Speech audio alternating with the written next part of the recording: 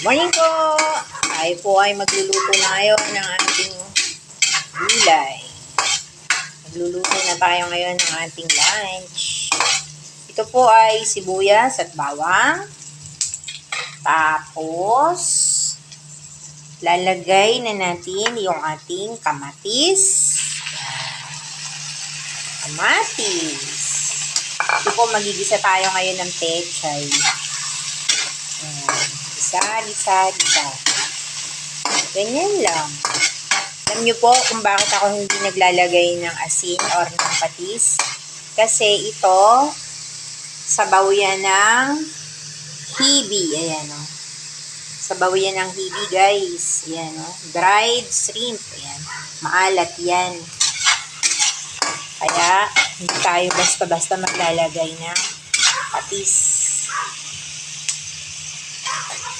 Meron naman tayo ditong asin. Kung kakailanganin natin, maglalagay tayo. Yan. Hayaan muna natin, guys, na maluto ang ating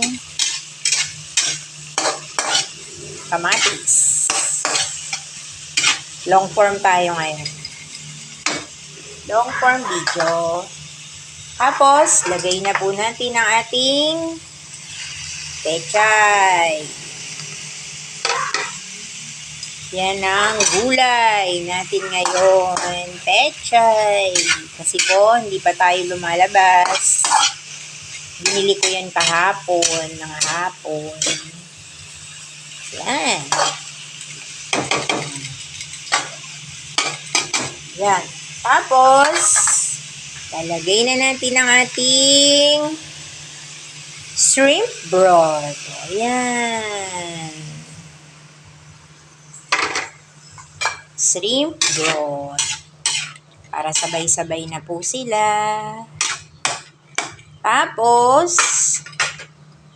lalagay naman natin ang ating tokwa. Yung iba, ang ginagamit tofu. Yung malaki. Pero tayo ngayon, tokwa. So, ayan guys. Ang ating gulay. Tatakpan natin yan. Wait lang. Ayan. So, yan guys. Pag yan ay kumulo na, luto na po yan. So, yan na po. Tingnan nyo na guys. Pag kumulo na yan, hahanguin ko na po yan.